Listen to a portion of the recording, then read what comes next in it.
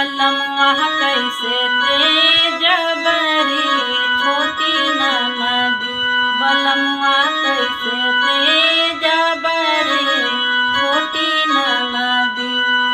हमार जीरा डोली रे छोटी ननदी, हमार जीरा डोली रे छोटी ननदी, हमार जीरा डोली रे छोटी ननदी, हमार जीरा डोली रे छोटी ननदी।